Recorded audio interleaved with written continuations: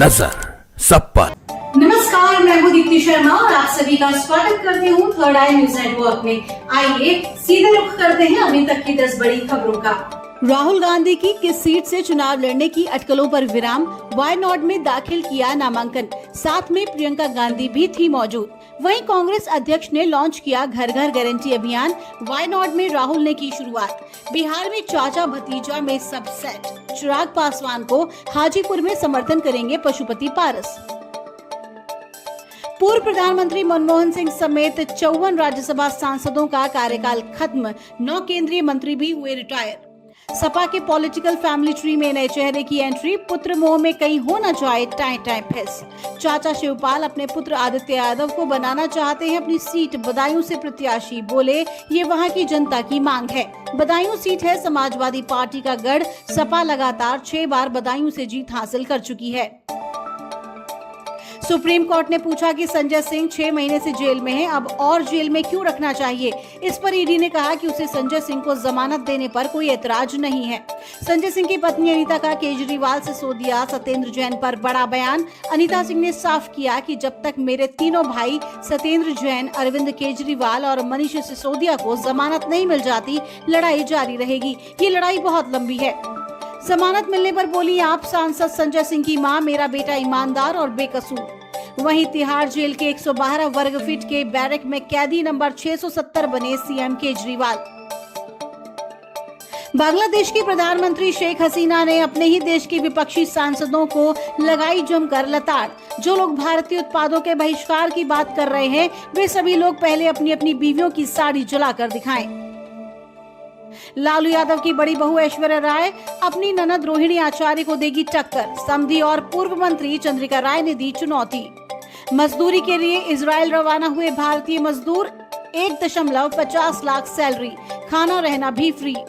UP anganwadi भर्ती के लिए बड़ी आवेदन की अंतिम तिथि, 23,000 से अधिक नौकरियां। आंगनबाड़ी कार्यकर्ता की भर्ती 12वीं के अंक की मेरिट के आधार पर होगी।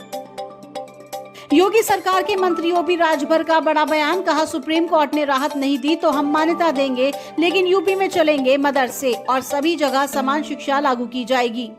आपको बता दें कि इलाहाबाद हाई कोर्ट ने उत्तर प्रदेश मदरसा शिक्षा बोर्ड अधिनियम 2004 को असंवैधानिक और धर्मनिरपेक्ष के सिद्धांत का उल्लंघन घोषित किया था। जहां पूरे प्रदेश में स्वच्छता का बिगुल बज रहा है, वहीं लखनऊ नगर निगम की नाली में बहता शौच कुछ और ही रैंकिंग की दिशा बयान कर रहा है। जानकारी करने पर मामला रेलवे और नगर निगम के बीच अनसुलझे विवादों का है, जिसका दंश रोज आगंतुक स्वच्छ लखनऊ को दिखाती तस्वीर से झेलता है।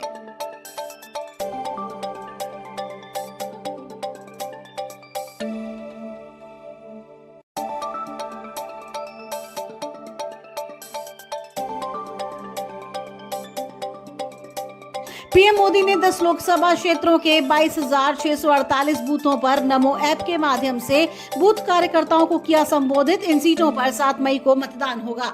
कांग्रेस का हाथ छोड़ बॉक्सर विजेंद्र सिंह अब बीजेपी की रिंग में, बोले मेरी घर वापसी हो रही है। विजेंद्र 2019 में कांग्रेस में शामिल होकर साउथ दिल्ली सीट से चुनाव भी लड़े थे, लेकिन रमेश विधूड़ी के खिलाफ हार गए थे। विदेश से एमबीबीएस करने वालों के लिए खुशखबरी, स्टाइपेंड को लेकर सुप्रीम कोर्ट का बड़ा फैसला। अब उन्हें भी इंटर्नशिप के दौरान भारतीय कॉलेजों से एमबीबीएस करने वालों के बराबर स्टाइपेंड मिलेगा। उत्तर कोरिया के पास दुनिया का सबसे खतरनाक हथियार हाइपरसोनिक मिसाइल का किया परीक्षण। प्रकृति संरक्षण हेतु की गई कई संस्थाओं की कड़ी मेहनत का असर अब दिख रहा है और अब व्यापारिक गतिविधियों में भी लोग इस ओर बढ़ रहे हैं। इसी कड़ी में समाज सेवी और सुनील किमोठी ने लखनऊ में खोला वर्ड विजॉर्ड कंपनी का ई बाइक का शोरूम, जिसका उद्घाटन विधायक अविनाश त्रिवेदी ने किया। सेबी प्रमुख बोली विदेशी निवेशकों को भारत में भरोसा, उच्च मूल्यांकन के बाद भी पूंजी बाजार में निवेश।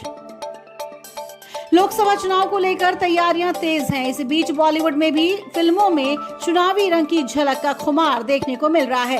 हाल ही में वीर सावरकर आर्टिकल 370 में राजनीति का कुछ अंश दिखा।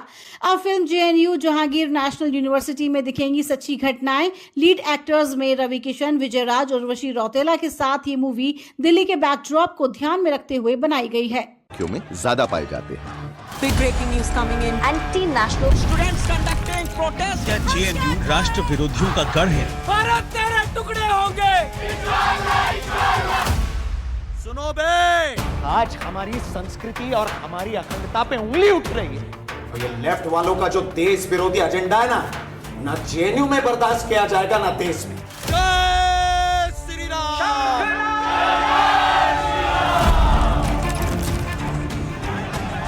इलेक्शन जीतने के लिए जो जरूरत पड़े वो करो।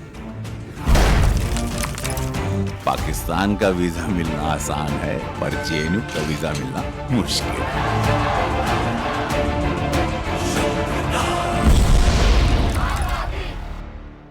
कि यहाँ के मगरमच्छ हम हैं, इसीलिए हमारे साथ रहने में समझदारी है, क्योंकि जेएनयू में। तो ये थी अभी तक की 10 बड़ी खबरें। देश विदेश की ताजा तरीन खबरों के लिए जुड़े रहिए गौड़ाई न्यूज नेटवर्क के साथ। नजर सब पर। नजर सब पर।